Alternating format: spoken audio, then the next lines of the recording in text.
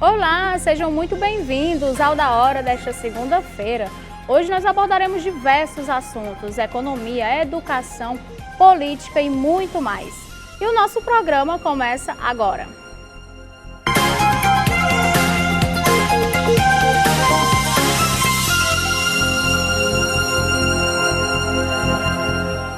A TV União não se responsabiliza por conceitos, falas e diálogos entre os convidados em debates nos programas veiculados na grade. A direção.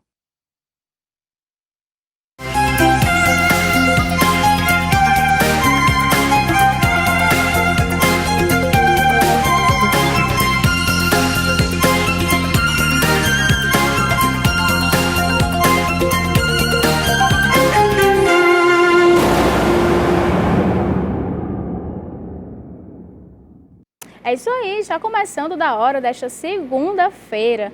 Já estou aqui com a minha bancada, com o convidado de toda segunda-feira, Luciano Clever. Seja bem-vindo, Luciano. Muito obrigado. Bom dia, Rochelle. Bom dia, Gabriel. O outro Gabriel, né? Nós temos dois Gabriels. Bom dia à nossa audiência. A honra estar mais uma vez. Um prazer aqui com vocês. É isso, Gabriel. Seja bem-vindo. Olá, Rochelle. Muito obrigado. E vamos lá, né? Para mais um programa Da Hora. Vamos lá, Gabriel, que a gente vai chamar agora. Agora a gente confere aí a previsão do tempo para hoje e para o resto da semana.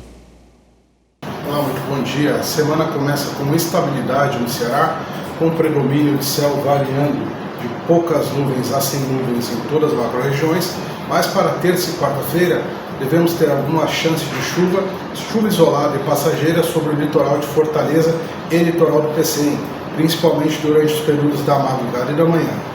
A tendência para os próximos dias é que as temperaturas máximas fiquem variando na casa dos 35 graus Celsius e as temperaturas mínimas variando entre os 16 e 18 graus Celsius. As máximas ocorrendo principalmente nas regiões da Jaguaribana e também da Ibiapaba, Sertão Central, em Amuns, e as mínimas ocorrendo principalmente nas regiões sul do estado, pegando o Cariri e também a Serra da Ibiapaba. Para mais informações, acompanhe as nossas previsões no site funcene.br, no nosso aplicativo Funcene Tempo e também nas nossas redes sociais. É isso aí, vamos começar falando de política, porque o presidente do Senado, Rodrigo Pacheco, afirmou na última quinta-feira, no caso, que a fala do ministro do Supremo Tribunal Federal, Roberto Barroso, no 59º Congresso da União Nacional dos Estudantes, foi inadequada. Que recebi diversos telefonemas de senadores e senadoras da República sobre a fala do ministro do Supremo Tribunal Federal, Luiz Roberto Barroso, num evento recente da UNE. E quero registrar, primeiramente, que ninguém mais do que eu defendeu, nesses últimos tempos, a institucionalidade, a importância do Supremo Tribunal Federal como um pilar da nossa democracia, a legitimidade dos ministros do Supremo de julgarem da forma como a consciência individual deve demandar para cada caso concreto que aporta no Supremo Tribunal Federal. E desse púlpito, recentemente, eu me solidarizei com o ministro Luiz Roberto Barroso quando Sua Excelência foi atacado de maneira muito veemente pelo ex-presidente Jair Bolsonaro. Essa solidariedade foi em função do respeito que temos ao Supremo, aos ministros, e não é dado a ninguém agredir outra pessoa, tampouco um ministro do Supremo Tribunal Federal.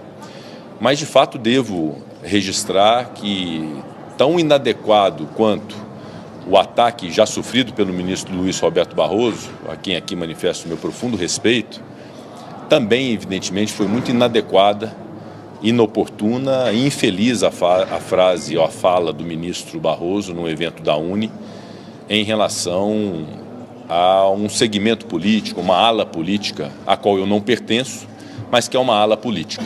A arena política se resolve com as manifestações políticas e com a ação política dos sujeitos políticos. O ministro do Supremo Tribunal Federal, evidentemente, deve se ater ao seu cumprimento constitucional de julgar aquilo que é demandado. Então, a presença do ministro num evento de natureza política, com uma fala de natureza política, é algo que reputo infeliz, inadequado, inoportuno, e o que espero é que haja, por parte do ministro Luiz Roberto Barroso, uma reflexão em relação a isso, eventualmente uma retratação no alto da sua cadeira de ministro do Supremo Tribunal Federal e prestes a assumir a presidência da Suprema Corte. É isso, Luciano. Só em o Roberto Barroso, o ministro, está nesse evento, né, de estudantes. O que é que você acha? Olha, começar pela fala do Pacheco. Ninguém mais do que eu defendia a constitucionalidade. Na verdade, assim, ninguém mais do que ele acobertou tantos devaneios constitucionais, tantos desvios do curso da lei, quanto ele, que engavetou todos os pedidos de impeachment contra ministros que saíram da lei, que agrediram a Constituição, como agora aconteceu com o ministro Barroso.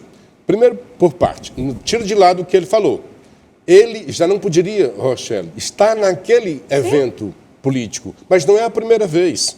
Desde a primeira vez que ele participou politicamente, não foram poucas, ele já deveria ter sido chamado a atenção desta forma como chamou o Pacheco. Ali realmente é infeliz, inoportuno, inadequado. A participação no evento, o que é a UNE, senão uma entidade altamente política, um aparelho, na verdade, da esquerda, porque as universidades são aparelhadas, né, com DCS, com UNE, geralmente o PCdoB. Né?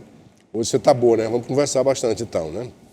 Então, o fato de ele estar ali já é um descumprimento à própria lei da magistratura, que, na verdade, seja no Brasil, seja em qualquer parte do mundo, o ministro, o juiz, do mais simples, né, na hierarquia, ao mais complexo, na Corte Superior, ele deve se manter no recato e no bom senso, na prudência, e sabe que suas palavras devem ser guardadas para os autos. Então, só o fato de ir ali, como ele foi, quando ele foi ao Congresso fazer lobby para a derrubada do voto impresso, agiu também politicamente.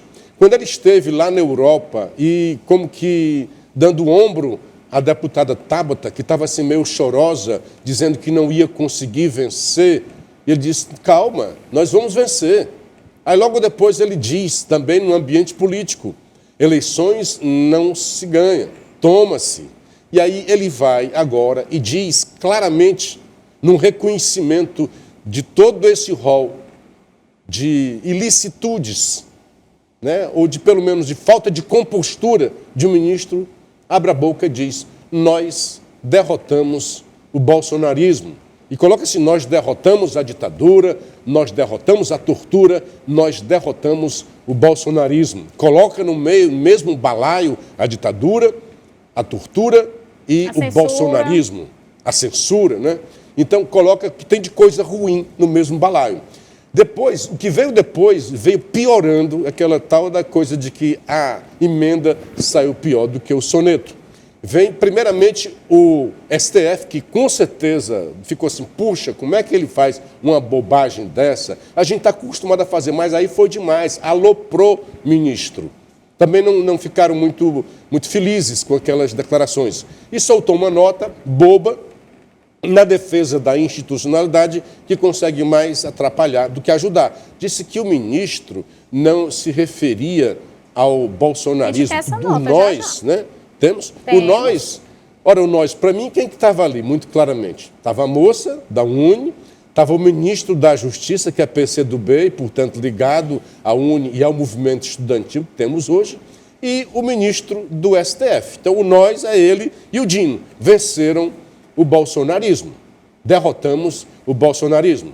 Depois tem a nota do STF, depois a nota dele, que ele quis dizer que foi o voto que venceu. Gente, cada coisa que ele tentava, na verdade, ele falou do que o coração está cheio. Ele gosta de falar, ele é meio verborrágico. Quem não se lembra da briga dele com o Gilmar Mendes? Vossa Excelência é fé. Eu não me lembro mais nem das palavras. Era um bocado de palavras bonitas para esculhambar o Gilmar Mendes, lembra?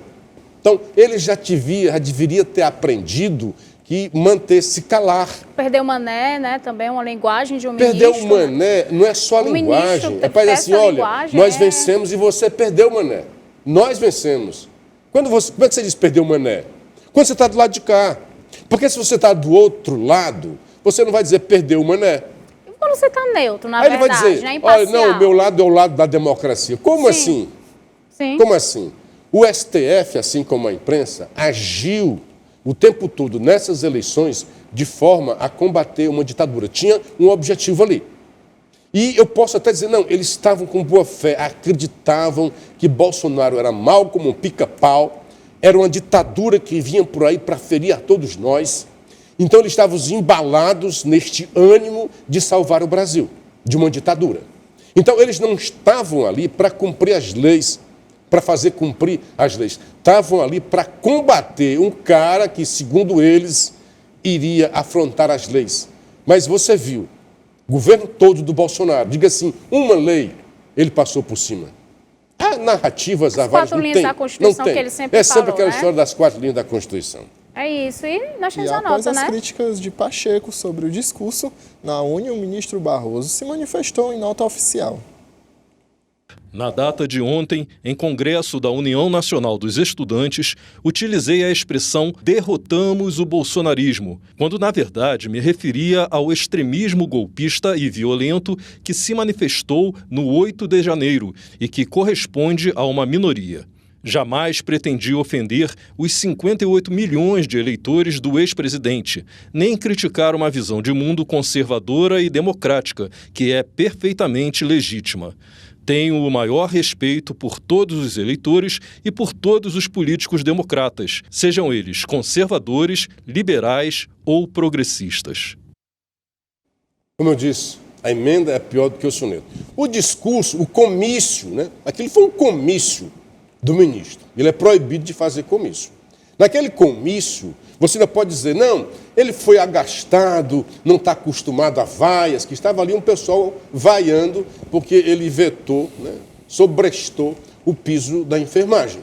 E depois ele veio dizer que era um povo bolsonarista. Quem estava lá era o pessoal da esquerda.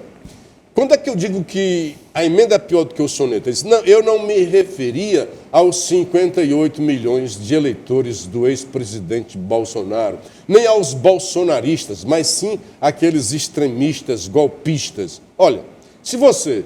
Uma coisa é lá no comício, a emoção, falou do que a boca estava cheia, né, do que o coração... A boca falou do que o coração estava cheio, não se conteve, né, foi, né, palrador, tagarela... Aqui não, é uma nota pensada. Os assessores dele foram escrever aquilo dali e depois tiveram a anuência dele.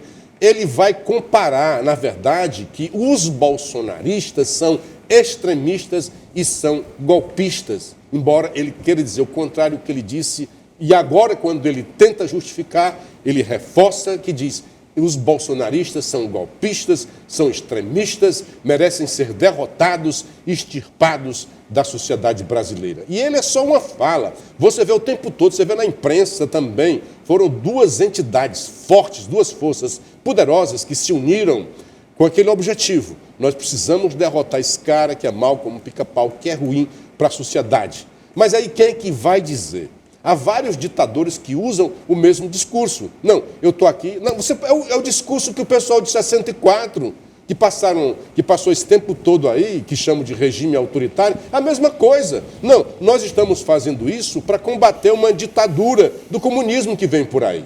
É a mesma fala, o mesmo discurso, só que do outro lado. É isso. E a Polícia Federal investiga a agressão ao ministro Alexandre de Moraes e ao filho dele no Aeroporto Internacional de Roma, na Itália. São eles, Roberto Mantovani Filho, Alex Zanata e uma mulher identificada como Andreia Munarão. O ataque foi na sexta-feira, por volta das 6 horas da tarde, pelo horário de Brasília. Eles xingaram o ministro Alexandre de Moraes e Roberto Mantovani Filho agrediu fisicamente o filho do magistrado que estava na Itália para dar uma palestra na Universidade de Siena. Agora eles vão responder ao inquérito policial por ataque à honra e também ameaça. Pronto, a gente teve aí... De que é essa matéria, você sabe me dizer? Não. Foi fantástico? Foi... Não, pegou aí de um bocado de coisa. Porque, porque, assim, não dizer, porque, olha o que é... porque saiu em vários veículos, né, na verdade. Eu queria saber qual é a origem para dizer duas coisas. aliás, várias coisas sobre a mesma coisa. Quem foi que falou? A imprensa, o que é que fala? Quando tem uma versão, você diz o suposto, aquela já diz, o filho do ministro foi agredido, o ministro foi xingado, os xingadores foram esses aqui, os agressores foram aqueles dali. Não tem suspeita, não tem supostos, como se costuma dizer nessa linguagem horrorosa do jornalismo. Ainda bem que o menino está aqui, o Lauriberto, que é professor. Uma porcaria, uma distorção do jornalismo que foge às realidades. Mas é isso que costuma aparecer. Ponto. Porque se a gente coloca de outra forma, diz que é tendencioso. Então a gente acaba colocando de uma forma como a maioria, mas nesse caso, você como a maioria o jornalismo comprou a fala do ministro. Sim. Olha, eu fui assim, foi assim, não disse o ministro disse, não. Já assume, diz, foi agredido, esse aqui foi o agressor. Já tem versões que dizem que foi o contrário, que foi o filho do ministro que agrediu. Porque quando você vai olhar agressor e vítima, aí você fala, o filho do ministro, imagina se fosse uma criança, no máximo um adolescente, tem 27 anos. E sabe quem seria o agressor? Um senhor idoso, 71 anos. Aí você imagina um jovem de 27 anos sendo agredido, indefeso, coitadinho, se vitimizando porque foi agredido por um idoso de 71 anos. Alguma coisa está errada. Mas o que eu trago hoje, Globo, o agressor, fulano de tal, já foi candidato em São Paulo a prefeito pelo PL. Sim, isso já coloca. Pelo PL. Aí você vai no texto, PL, partido de Bolsonaro. Tem que dizer que é bolsonarista. Isso foi em 2004. Ele foi do PL em 2004, quando Bolsonaro não era do PL. Bolsonaro veio a ficar no PL agora, acho que 2 anos, né, para se candidatar. Até candidatar. que ele era antipartidário, né? Era PSL. Ele se candidatou na última por PSL e agora pelo PL. Então, não foi quando Bolsonaro, não era partido do Bolsonaro quando ele se candidatou. E hoje ele continua político, o senhor, ele está afiliado ao PSD, que é da base do governo, não é jamais bolsonarista. O PSD é o mesmo partido da relatora da CPMI, lá dos atos golpistas. Como é o nome dela? Gana, né? PSD.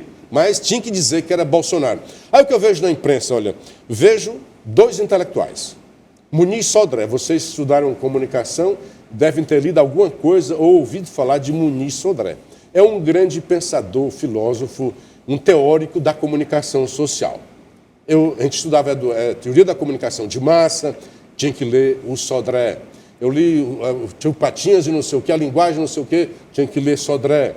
E, recentemente, nos anos 2000, ele foi meu professor presencialmente aqui no MBA. Tive a felicidade de conhecê-lo. Mas é um grande intelectual, inteligente, cheio de conhecimentos, mas é um cara de esquerda.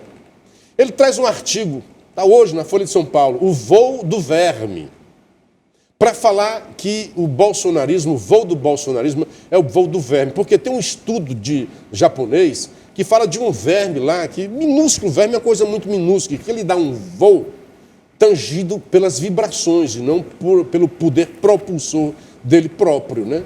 Então, primeiro assim, dá muito valor. Então, o bolsonarismo é isso. Porque o bolsonarismo não existia até a chegada de Bolsonaro à presidência da República. Quer dizer que em tão pouco tempo, esse cara é um fenômeno, esse Bolsonaro. Em tão pouco tempo de poder, ele consegue fazer um movimento que, por si só, naquela vibração, aí ele vai dizer, o Sodré, que isso se move em torno de ressentimentos. Cara, quem foi que criou a história do eu contra eles? Quem era o grande ressentido contra os grandes empresários? Quem era o Ferrabras? Que era o Lula lá atrás, como chefe do sindicato? Era só ressentimento. Falei do Sodré, agora o Marcelo Leite é um pouco pior. Marcelo Leite é outro intelectual, escreve na Folha de São Paulo, na áreas culturais e tal. Aí ele disse que o clima castiga os eleitores de Bolsonaro no Sul.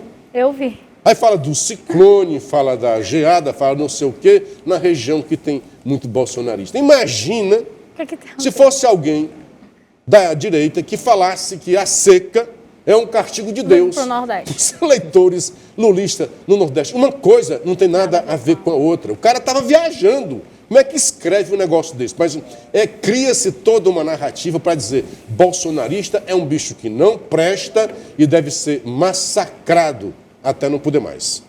E a gente vê que dos dois lados tem pessoas realmente que não prestam dos dois lados e pessoas boas dos dois lados. Até nos três lados. Nos três lados também? É isso aí, Gabriel. Vamos falar de educação. Vamos falar de educação porque o ministro da Educação, Camilo Santana, afirmou na manhã desta quinta-feira que não haverá fechamento das escolas integrantes do Programa Nacional das Escolas Cívicos Militares.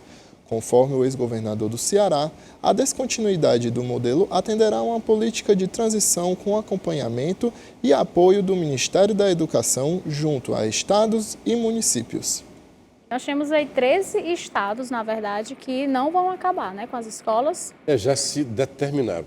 Olha, é assim, pegaram o Camilo cumpriu um papel. Pegaram o Camilo com seu background de governador que fez uma boa educação no Ceará, pelo menos os números do IDEB dizem que das 100 escolas, das 100 melhores escolas do Brasil, parece que 90, né? Vamos colocar 80, que já, mesmo que fosse, mas 80 já seria uma coisa fenomenal. Então, como se dissesse, não, o Camilo Santana sabe de educação, sabe fazer escola, sabe ensinar, tem um bom resultado.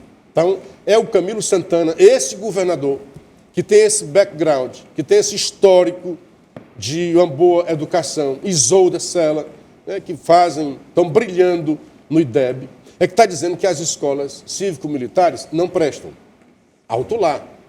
Porque se realmente Camilo Santana achasse que não prestava, não teria instalado escolas cívico-militares no Ceará, se ele já soubesse.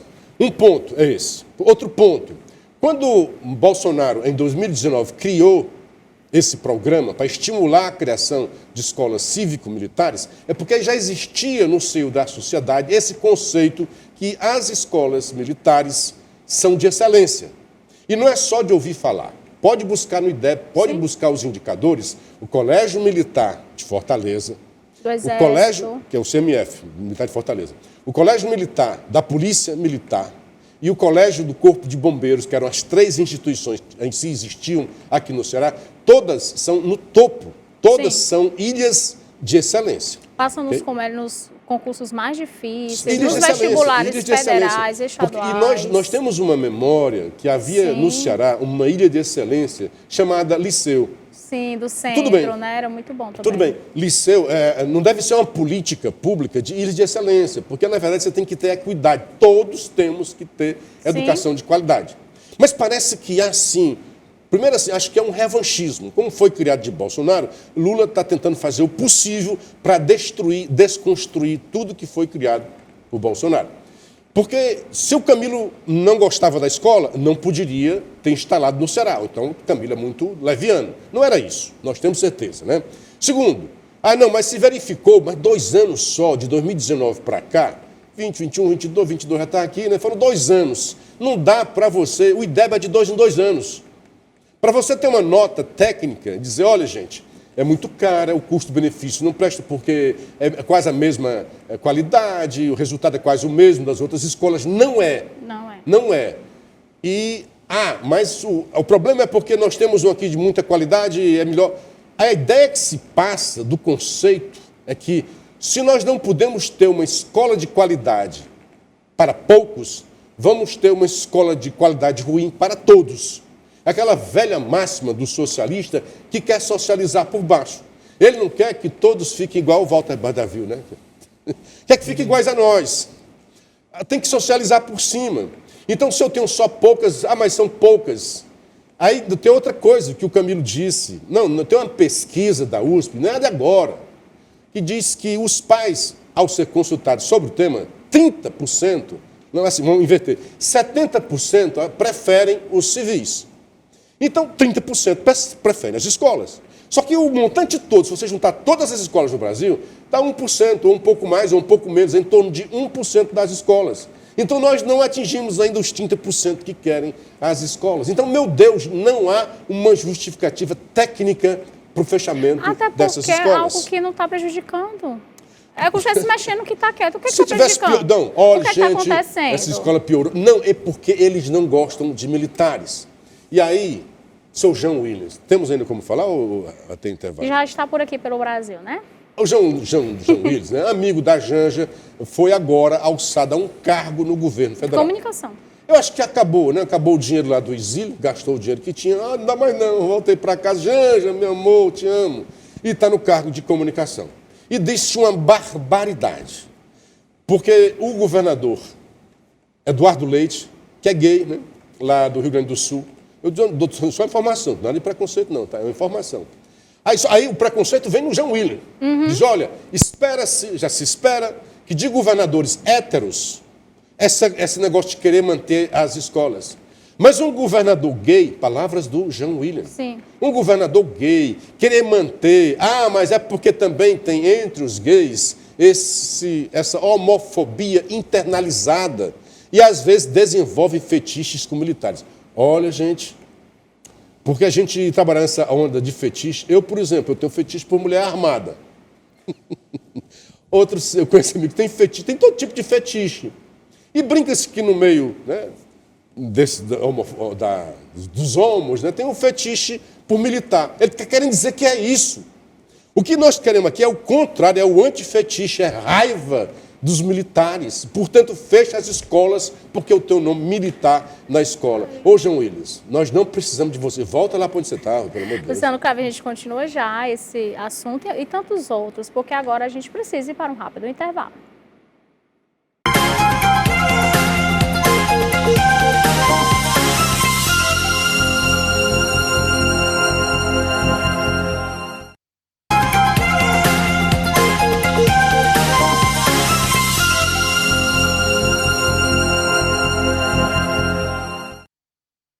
Estamos de volta com o Da Hora desta segunda-feira e continuando falando sobre educação. Após o governo federal encerrar escolas cívico-militares, Tarcísio diz que vai criar programa próprio e ampliar unidades em São Paulo. Ele é um dos que vai continuar, né, Luciano Clever? Pois é, esse aí já era esperado, né, segundo o João William, né? Sim, já era esperado. O Tarcísio, realmente, de imediato, foi o primeirão, né? Diz, olha, eu vou criar o nosso programa. Então, certamente é bom e certamente tem aceitação da sociedade, porque ninguém ia fazer, porque o negócio é caro. Então, o governador aproveitaria a onda, diz, olha, então, não é culpa minha, o governo federal quis acabar. Ele não, ele correu e disse, nós vamos criar o nosso programa estadual. Enquanto que os outros, né, outros governadores, o Distrito Federal, o do Rio Grande do Sul, disseram que vão manter. Mas certamente que para manter, vão ter que bancar. Porque o que o MEC fez é o seguinte, olha, nós vamos estancar a grana que nós mandávamos para vocês. Esse negócio de mandar grana para a educação não é legal. E criar uma elite, ainda mais uma elite que gosta de militares, é isso que está na cabeça deles. É isso. Então, aí, para manter, cada estado vai ter que manter, não vai ter mais vai ter que apoio, ser ajuda. Com seus próprios recursos. Porque o que Que triste, né? É triste. Aí o meu amigo, o líder do PT aqui, o deputado de Assis, né? E fala e tal, né? Mas não tem justificativo. Porque ele demonstrou que ele também tem raiva dos militares. Foi preso já 3 vezes durante o regime autoritário. Mas o que ele disse, olha, é porque ali tinha uma boquinha. O programa foi feito para dar uma boquinha para os militares.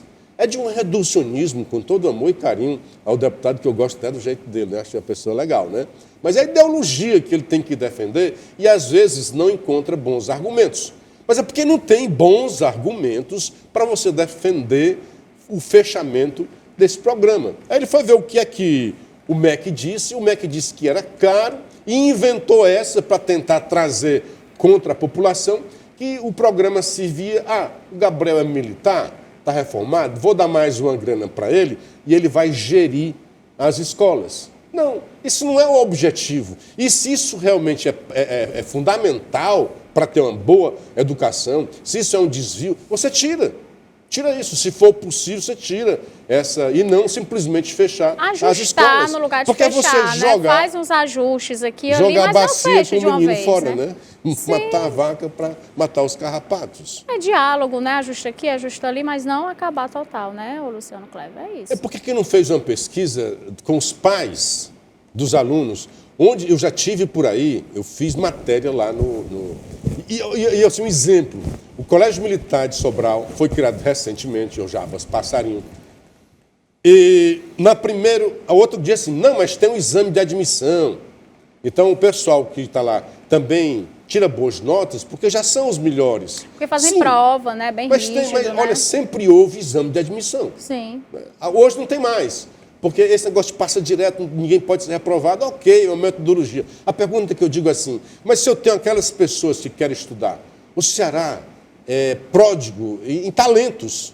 A maioria dos que passam lá no ITA. Inteligência, né? O cearense. Vou fechar o ITA. Está compreendendo? Sim. É porque o ITA é uma ilha de excelência também, e lá tem um exame de admissão. Vou fechar porque tem o exame de admissão? Não tem sentido. Muito pelo contrário, o exame de admissão é justamente para escolher os melhores, né? Aí presta bem atenção o que aconteceu. Eu estava lá, eu fiz a matéria. Eu lembro da matéria que assim, educação de Sobral leva bomba no colégio militar. Foi feito o colégio, no primeiro exame de admissão, olha só, a escola de Sobral, a média hoje é 8, ainda é alta. Mas faz tempo que não é a melhor do Brasil, não é a melhor do Ceará, não é a melhor nem da região ali. Mucambo já ultrapassou, Massapê já ultrapassou. Sobral, quando foi a melhor nota, era 9,1, foi em 2017. Depois caiu para 8,4, hoje, no último exame, está 8. Então, mesmo assim, é uma média boa, média 8. Mucambo passou de Sobral, não foi só porque Sobral caiu, não, porque ela fez 9,4 e Sobral não manteve a sua média. Mas vamos lá, os alunos, olha só, 80%. De cada 10 alunos, 8 não conseguiram a média mínima de 5. Porque você tem que tirar a média mínima, tá? Nota mínima, e a partir daí os que passaram nesse primeiro filtro, né, vão lá para o outro filtro. Agora vamos ver, um é eliminatório, o outro é classificatório. Como é que no classificatório? Não tiveram como classificar porque o grosso não tirou a nota mínima, nota 5 em português e matemática.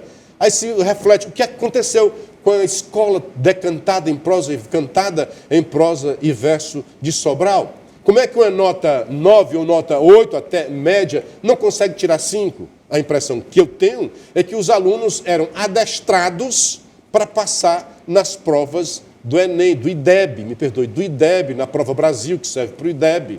Aí quando vem outro tipo de prova, eles não sabem. Então eles não são treinados, né, a pensar, a raciocinar, mas a decorar uma metodologia. As provas são assim, as questões são assim, e aí treina os meninos. Treina. Aí tirou 8 em cada 10. 8 não conseguia tirar nota 5. Então, é prova também da excelência do colégio. Depois, eu entrevistei os meninos que estudam lá, maravilhados, com a disciplina, com a farda, eles sentem orgulho de estar ali. Então, o MEC deveria, antes de fazer essa maldade com pais e alunos, fazer uma pesquisa séria em relação a isso, não simplesmente atender. Aquilo é uma ordem, uma vingança, uma revanche assim, do Lula. É incrível como no Brasil muitas coisas são tiradas sem ouvir primeiro a população, né?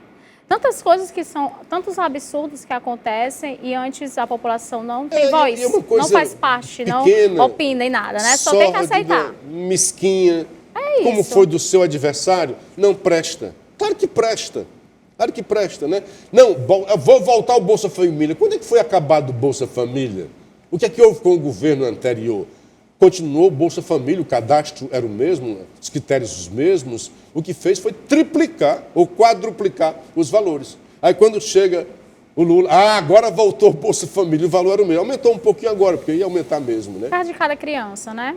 É isso, vamos falar agora de economia, né, Gabriel? Isso, vamos falar de economia porque a primeira etapa do programa de renegociação das dívidas do governo federal começa nesta segunda-feira. Segundo o Ministério da Fazenda, a expectativa é que 1,5 milhões de sejam beneficiados. Programa, veja aí que os bancos que participarem do Desenrola devem limpar o nome das pessoas que tiverem dívidas de até R$100, tá bom? O programa vai ser dividido em 2 faixas. Na faixa 1, os participantes precisam ter renda mensal de até 2 salários mínimos ou estarem inscritos no cadastro único. As dívidas de até R$5.000 vão poder ser negociadas mais uma vez. Para isso, elas precisam ter sido feitas entre os dias 1º de janeiro de 2019 e 31 de dezembro de 2022.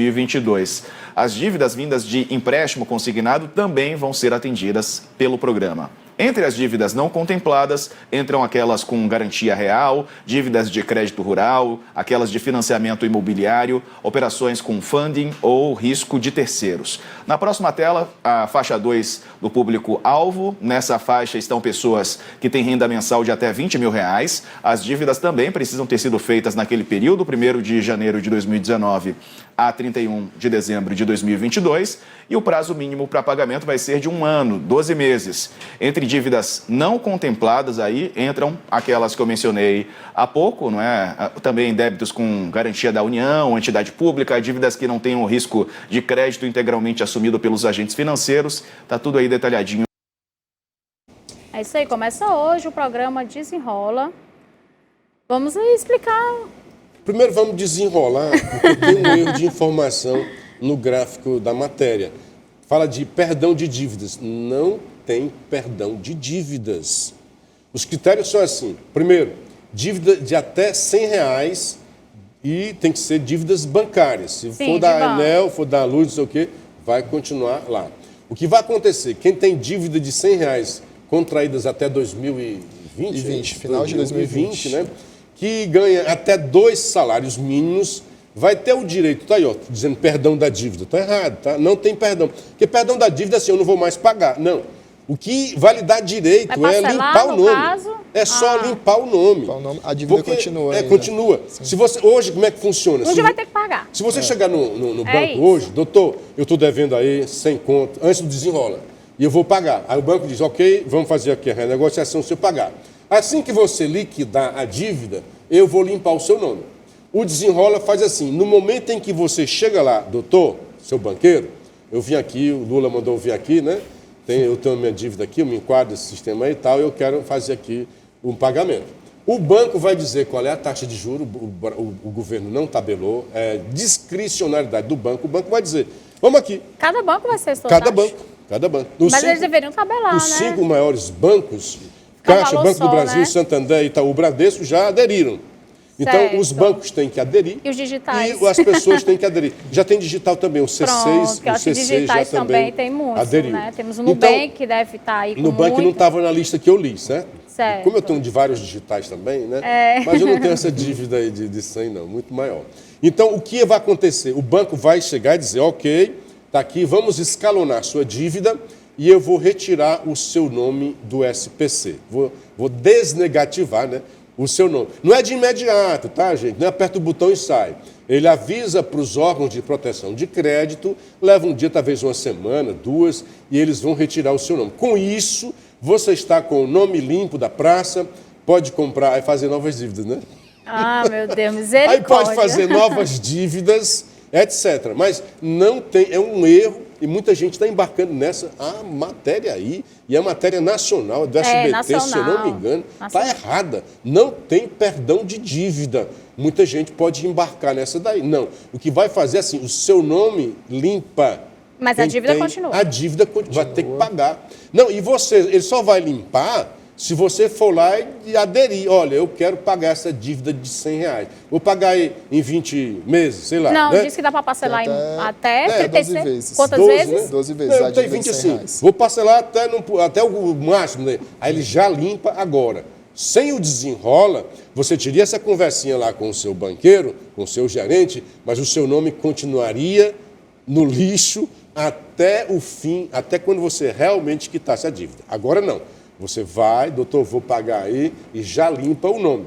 E se amanhã você não cumprir com o pagamento para liquidar a dívida, ele volta para o lixo, vai de novo para a sujeira. É isso. E continuando falando de economia, porque não se está fazendo boa política pública quando há dinheiro para programas de incentivo ao consumo, mas não para atender a demanda da faixa mais pobre do Minha Casa Minha Vida. Pelo ponto de vista da economia como um todo, nesse momento talvez não seja um bom momento para fazer um financiamento. Mas quem tiver a condição de fazer a compra nesse momento com recursos próprios que já dispõe, eu penso que sim, é um bom momento para poder aproveitar esse desconto, que é um desconto, como eu já falei, temporário, mas é um desconto interessante que pode trazer aí uma economia para o consumidor final. Então, Luciano, Olha, sexta-feira, só te falar que sexta-feira a gente teve aqui no programa uma senhora que já se cadastrou algumas vezes no Minha Casa Minha Vida e não consegue adquirir. Ela tem uma filha que está acamada, que tem morte cerebral e não consegue adquirir. E aí, em contrapartida, temos aí esse investimento em carros populares. E aí a gente coloca o que é prioridade. Você acha que são realmente pessoas morando de aluguel tendo carro na garagem ou ter pelo menos onde morar? Né? Porque fica essa dúvida, eu acredito que a sociedade também tem essa dúvida. Tudo é subsídio. Hoje, está no Estadão, mais casas, menos carros. Estou com ele aqui, né? Não se está fazendo boa política pública quando há dinheiro para programas de incentivo ao consumo, mas não para atender a demanda da faixa mais pobre do Minha Casa Minha Vida. Foi o que você disse também na abertura da matéria. E hoje o Ciro, no Estadão também, em sua nova newsletter, Ciro Gomes disparou contra o programa automotivo do governo Lula e a possibilidade de se criar algo semelhante para a linha branca, que estão agora querendo ampliar também para a geladeira. Os e tal, elétricos. né? Diz o Ciro, uma aberração falsamente simpática. A conta está sendo espetada nas costas do povão. É assim, o governo tira o dinheiro de todos para subsidiar carro popular. Carro popular é uma forma de dizer, né? Que você não consegue comprar, eu não consigo comprar. A classe média vai conseguir comprar. Eu digo você, assim, falando da forma, né? Eu sei que vocês conseguem comprar, mas eu não. Aí acontece que todos nós, os que não podem comprar esse carro, vão ajudar aqueles que podem comprar o carro. Então, eu estou sendo chamado, eu que não consigo comprar, não consigo me beneficiar desse programa do governo para comprar um carro da faixa popular de R$100 e poucos mil, que é o pobre que consegue isso. Mas o pobre vai pagar. E vai ficar endividado? Porque e assim, não, vai ficar endividado, né? Vai ficar endividado.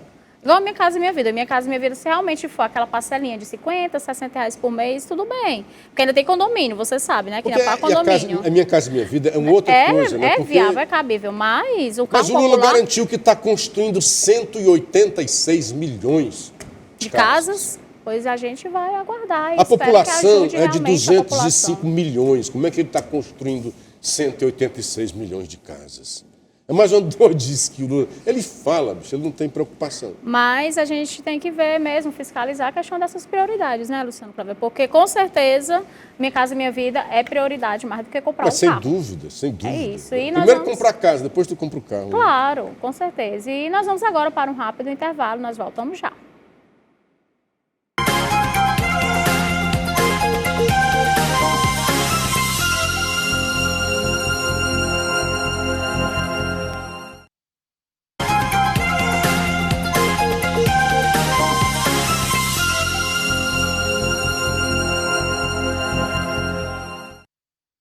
Estamos de volta com Da Hora desta segunda-feira e continuando falando em economia, a atividade econômica brasileira recuou 2% em maio, segundo dados do IBC Brasil, índice do Banco Central, considerado pelo mercado como a prévia do PIB, divulgado nesta segunda-feira.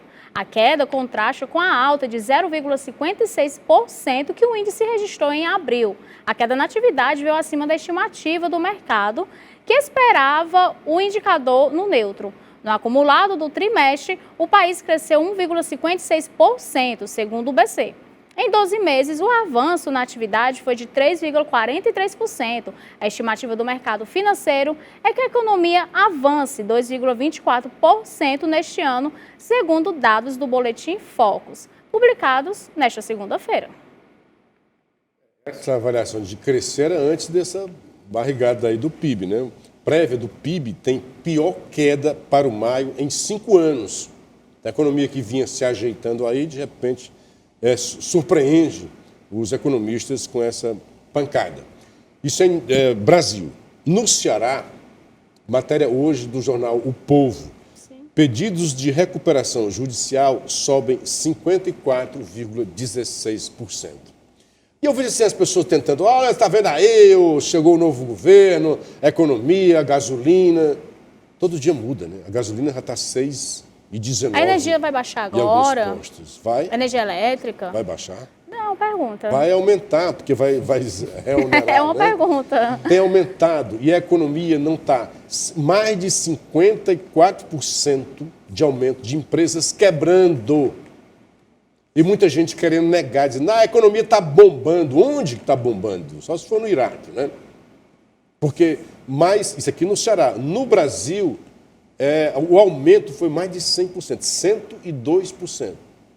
Se quebrou 10 empresas no ano passado no Brasil, neste ano, só neste ano, quebraram mais disso daí, né? Dobrou. E aqui no Ceará, a metade, 54% das empresas quebrando, isto é, sem empregos. É recuperação judicial, né? Não é exatamente a falência, mas é já a empresa na UTI, o que é um termômetro que a economia não está bem. Para de ficar sonhando esses sonhos de Alice. Aí, por causa desses sonhos, fica criando. Vamos aí ajudar vamos dar dinheiro aí para, agora a linha branca, né? Para comprar carro. Talvez não seja esse o momento, né? E agora para geladeira, né? Que é a linha branca. Vamos comprar cama de 50 mil reais, vamos viajar. Uns gastos horrorosos. Não, é o momento de você... Vamos pagar emendas, sentar. Mais de 7 bilhões de emendas. Essa eu não quero nem comentar. Pois é, essas emendas, como está ruim, gente, vamos deixar para o final do ano, mais próximo do final do ano, porque ele vai ter que dar do orçamento. Tinha que ter urgência, né, na votação. Porque tinha que votar. É isso, vamos falar agora de cotas, né, Gabriel? Isso, vamos falar de cotas raciais. As cotas raciais são reservadas para as vagas dos grupos étnico-raciais, como a população negra e indígena, que sofreram um processo de exclusão ao longo do tempo. Quem tem direito aos estudantes negros, pardos e indígenas que estudam todo o ensino médio em escolas públicas e quais requerimentos são usados na prova de heteroidentificação? Quais os requisitos, na verdade, né, que são usados nessas provas, tanto concurso como vestibular, né?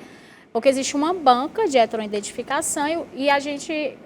Eu acredito que muita gente quer saber quais são os quesitos que eles usam. Olha, essa banca é um negócio... É racista. É muito sério, é muito sério. A banca já é racista. É muito sério. Ou você admite a autodeclaração, eu me declaro negro, eu me declaro pardo. Você tem que chorar bastante. E acabou-se. Ou então alguém vai dizer, como assim? Vai ter exame de sangue, vai ter DNA... Vai pedir os antecedentes? Os antecedentes, que você é filho de negro, neto de negro, É complicado quando você começa a colocar esses requisitos. E caso contrário, no Brasil é assim, né? Se não colocar esses requisitos, todo mundo vai dizer, eu sou negro também. Agora, eu fiz uma época, eu fui chamado a escrever um artigo, talvez eu fosse o único, né? Encontramos um cara que vai ser contra essas cotas. E eu fiz assim, olha, essas cotas raciais na universidade é péssimo até para o próprio beneficiário. Porque hoje, como o país tem esse racialismo, né, estrutural, quando um negro, né, eu tenho até medo de falar essa palavra, porque fica, né?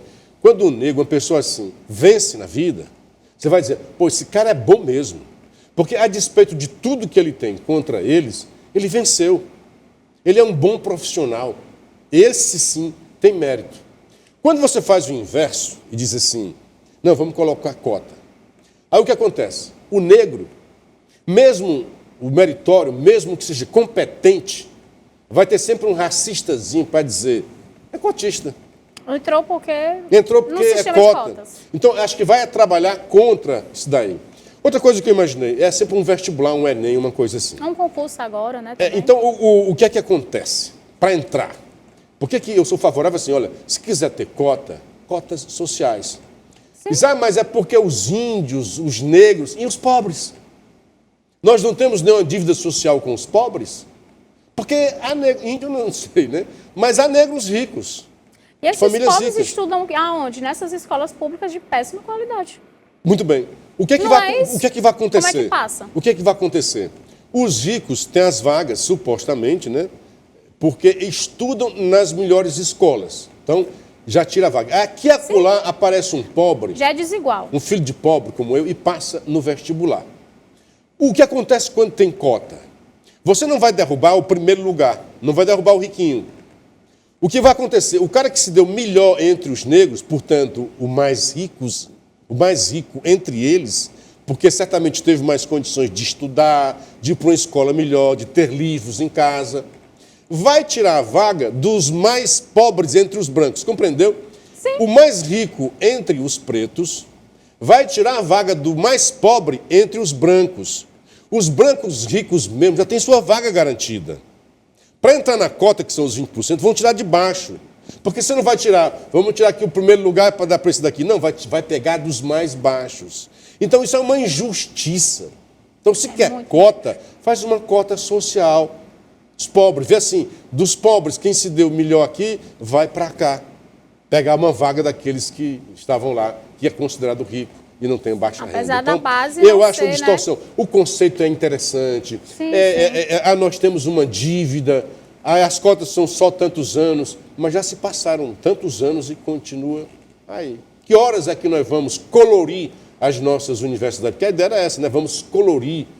O Brasil é um país multicultural, diverso, então deve estar todo mundo lá. Mas eu acho que esse meio de ter uma banca, eu acho um negócio meio nazista, né? E que vai determinar se você é branco, é preto, é pardo, é indígena. É porque não sabe, porque tem muitas pessoas que se consideram pardas, que são filhos de negro com branco, e não entram nas cotas. E aí ficam sem saber se eu me considero pardo. Eu não me considero branco.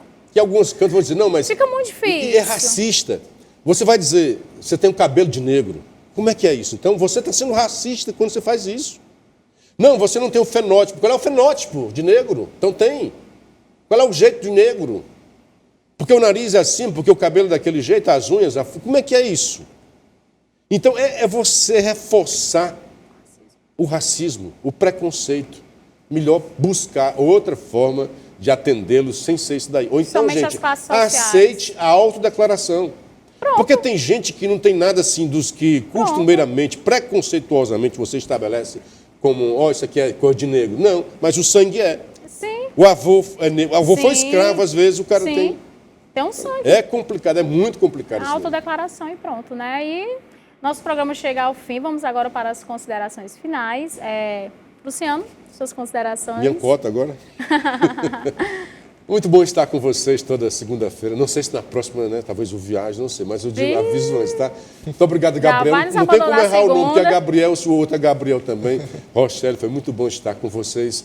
E uma boa tarde, um abraço para vocês aqui da audiência. Gabriel, Gabriel vai desejar feliz aniversário para alguém, Gabriel? Sim, quero agradecer primeiramente a audiência e desejar um feliz aniversário para o Dom Ricardo, que está completando o ano hoje, né? Parabéns, qual é o nome dele? Dom Ricardo. Dom Ricardo, feliz aniversário.